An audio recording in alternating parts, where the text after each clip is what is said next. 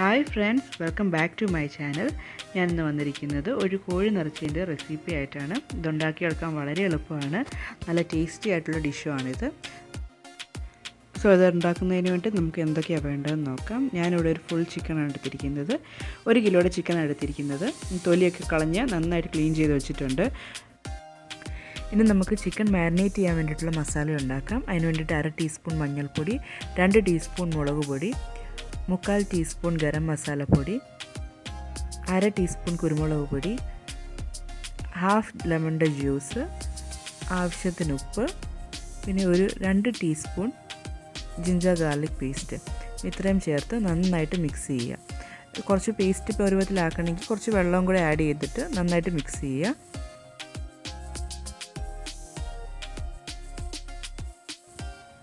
ഇനി നമുക്ക് ചിക്കൻ നന്നായിട്ടൊന്ന് മാരിനേറ്റ് ചെയ്തെടുക്കാം. ചിക്കൻ മാരിനേറ്റ് ചെയ്യുന്നതിന് മുമ്പ് നമുക്ക് ചിക്കൻ നന്നായിട്ടൊന്ന് വരഞ്ഞെടുക്കണം.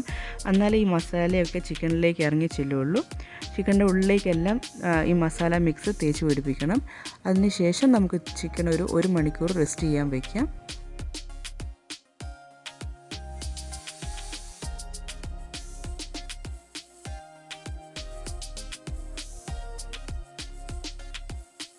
ഇനി നമുക്ക് ചിക്കനിലേക്ക് വേണ്ടിയിട്ടുള്ള മസാല റെഡിയാക്കാം. അതിന് വേണ്ടിയിട്ട് 2 ടേബിൾ സ്പൂൺ വെളിച്ചെണ്ണയാണ് എടുത്തിരിക്കുന്നത്. അതിലേക്ക് 2 ടീസ്പൂൺ ജിഞ്ചർ ഗാർലിക് പേസ്റ്റ് ചേർത്ത് കൊടുക്കാം. അതിനുശേഷം ഇതിലേക്ക് 4 ചെറിയ സവാള ചേർത്ത് കൊടുക്കാം.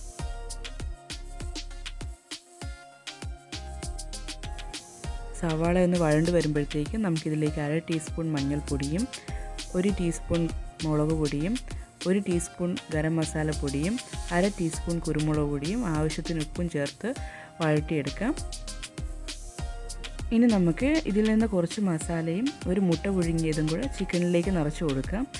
അതിനുശേഷം നമുക്ക് ചിക്കൻ ഒന്ന് സീൽ ചെയ്യാം. ഒന്നെങ്കിൽ നമുക്ക് കാലുകൾ രണ്ടും കൂടെ ജോയിൻ ചെയ്ത് ചിക്കൻ സീൽ ചെയ്യാം, അല്ലെങ്കിൽ നമുക്ക് അവിടെ നിന്ന് തയ്ച്ച് കൊടുക്കാം. ഞാനിപ്പോൾ 2 രീതി ഇവിടെ കാണിക്കുന്നുണ്ട്. പക്ഷേ ഞാനവിടെ തയ്ച്ചാണ് എടുത്തിരിക്കുന്നത്. ചിക്കൻ മസാലയൊന്നും പുറത്തേക്ക് പോകാണ്ടിരിക്കാൻ വേണ്ടി ചിക്കൻ വറുക്കുമ്പോഴത്തേക്ക്.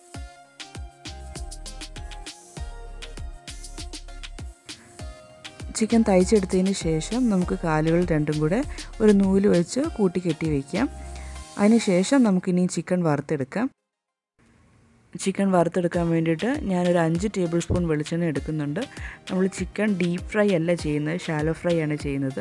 സോ ഒരുപാട് എണ്ണയൊന്നും വേണ്ട. ഇനി നമ്മൾ ഓരോ സൈഡും മറിച്ചിട്ട് വേണം ചിക്കൻ വറുത്തെടുക്കാൻ വേണ്ടിയിട്ട്.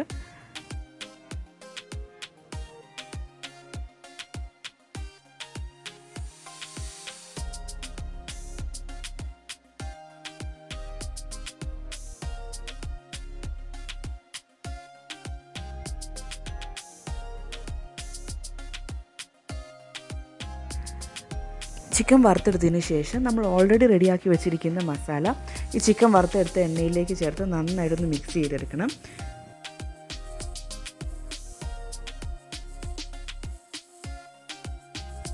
ഞാൻ ഇതിലേക്ക് കുറച്ചുകൂടി ഉപ്പ് ചേർത്ത് കൊടുക്കുന്നുണ്ട്. ഇനി നമുക്ക് ഒരു വലിയ തക്കാളിക്ക ചെറുതായിട്ട് അരിഞ്ഞ് ഇതിലേക്ക് ചേർത്ത് കൊടുക്കാം. ഇതിലേക്ക് ഞാനൊരു 2 ടീസ്പൂൺ ചിക്കൻ മസാലയും കൂടെ ചേർത്ത് കൊടുക്കുന്നുണ്ട്. ഇനി ഇതിലേക്ക് ഒരു 1/4 കപ്പ് ചൂടുവെള്ളവും കൂടെ ചേർത്ത് നമുക്കിത് അടച്ചു വെച്ച് വേവിക്കാം. തക്കാളിയൊക്കെ നന്നായിട്ട് വെന്തുടങ്ങിയതിന് ശേഷം നമുക്കിതിലേക്ക് 1 പിടി മല്ലിയിലയും കൂടെ ചേർത്ത് മിക്സ് ചെയ്തെടുക്കാം. അതിന് ശേഷം ഞാൻ ഇതിലേക്ക് ഒരു 1/4 കപ്പ് വെള്ളവും കൂടെ ചേർക്കുന്നുണ്ട്. എന്നിട്ട് നമുക്ക് വറുത്ത് വെച്ചിരിക്കുന്ന ചിക്കൻ ഇതിലേക്ക് ചേർത്ത് നന്നായിട്ടൊന്ന് മിക്സ് ചെയ്തെടുക്കണം.